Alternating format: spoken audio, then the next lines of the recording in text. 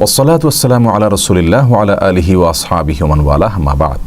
সুপ্রিয় দর্শক শ্রোতা ভাই বোন, ঘুমের মধ্যে আমরা সবাই কমবেশ স্বপ্ন দেখে থাকি।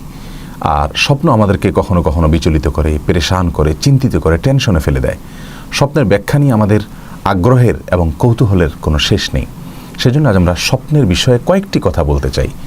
কোন স্বপ্ন আল্লাহ সুবহানাহু ওয়া তাআলার পক্ষ থেকে বা ভালো স্বপ্ন, কোন স্বপ্ন দুঃস্বপ্ন বা খারাপ স্বপ্ন শয়তানের তরফ থেকে, আমরা কিভাবে বুঝবো, এবং খারাপ স্বপ্ন বা দুঃস্বপ্ন দেখলে আমরা কি করব, ভালো স্বপ্ন দেখলেই বা আমরা কি করব, এ বিষয়ে আমরা কয়েক মিনিটে দরকারি কয়েকটি কথা বলতে চাই ইনশাআল্লাহ বিইذনিল্লাহ।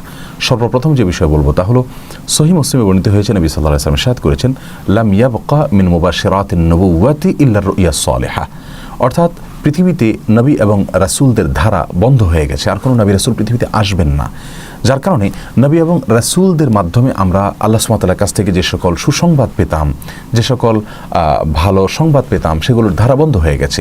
আমরা আল্লাহর কাছ থেকে আর নবীদের মাধ্যমে কোনো ভালো সংবাদ পাওয়ার কোনো সুযোগ নেই।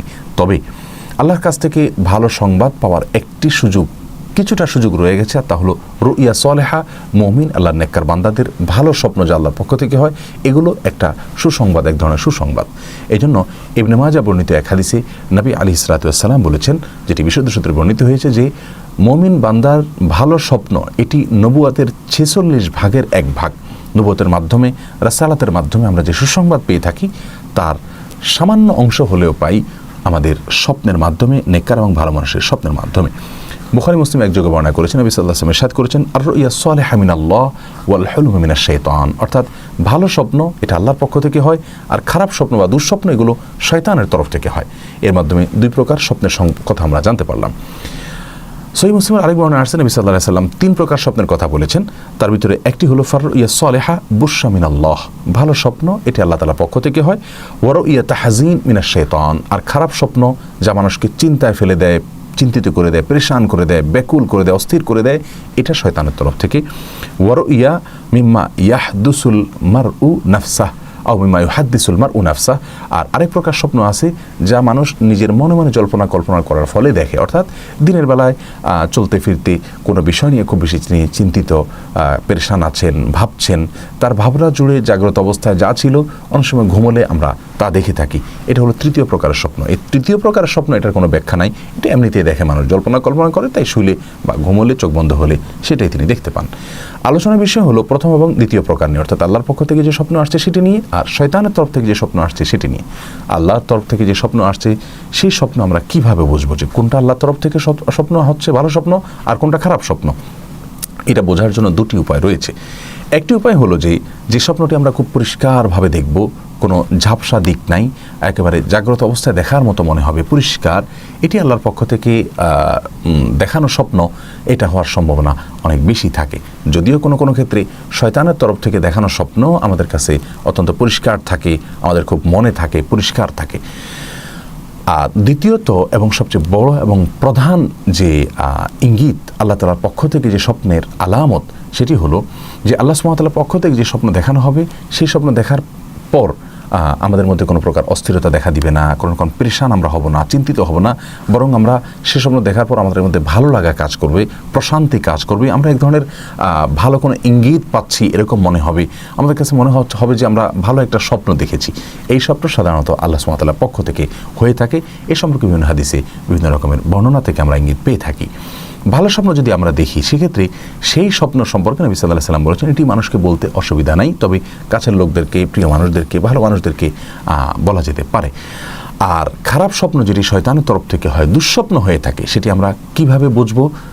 তো সে প্রসঙ্গে সহিহ মুসলিমের বর্ণনা যেটি মাত্রই আমরা বললাম, যে স্বপ্ন হলো রুইয়া তাহজিন মিনাশ শাইতান, অর্থাৎ শয়তানের তরফ থেকে পেরেশান করার জন্য যে স্বপ্ন দেখানো হয়ে থাকে, এটাই শয়তানের তরফ থেকে।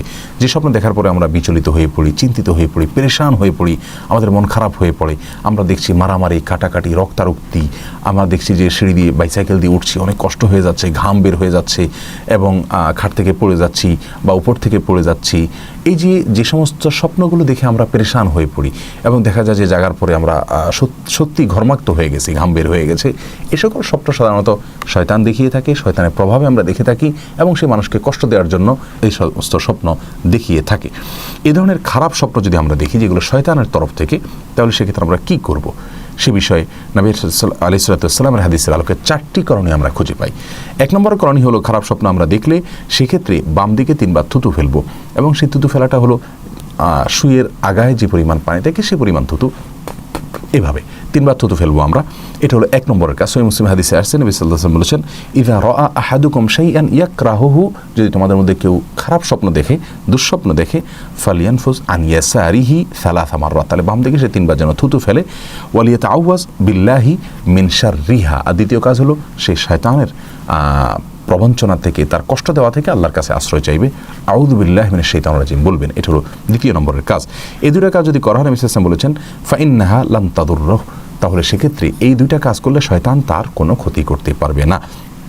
মুসলিমের আরেক বর্ণনায় আসছে 3য় এবং 4র্থ নম্বর আমল, আর সেটা হলো নবী আলাইহিস সালাম বলেছেন, ফাইন রাআ আহাদুকুম মা ইয়াকরাহু, তোমাদের মধ্যে কেউ যদি এমন কোনো স্বপ্ন দেখে তার কষ্ট লাগছে বা দুঃস্বপ্ন তিনি মনে করছেন, পেরেশান হচ্ছেন, তাহলে ফালিয়াকুম ফালিয়ুসাল্লি, দাঁড়িয়ে তিনি যেন সালাত আদায় করেন। 3 নম্বর আমল আমরা পেয়ে গেলাম যে দাঁড়িয়ে তিনি সালাত আদায় করবেন, 2 রাকাত সালাত হতে পারে, তিনি আদায় করবেন।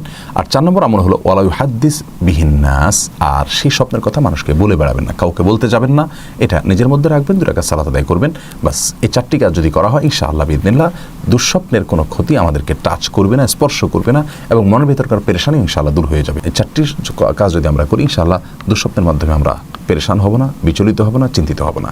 আল্লাহ তাআলা আমাদের সকলকে ভালো ভালো স্বপ্ন আল্লাহর পক্ষ থেকে দেখার তৌফিক দান করুন, শয়তানের কুমন্ত্রণা থেকে, তার কষ্ট দেওয়া থেকে আল্লাহ তাআলা আমাদের হেফাজত রাখুন, এবং আল্লাহ সুবহানাহু ওয়া তাআলা প্রিয় বান্দাদের কাতারে আমাদেরকে শামিল হওয়ার তৌফিক দান করুন। জাযাকুমুল্লাহু খায়রা। আসসালামু আলাইকুম ওয়া রাহমাতুল্লাহি ওয়া বারাকাতুহু।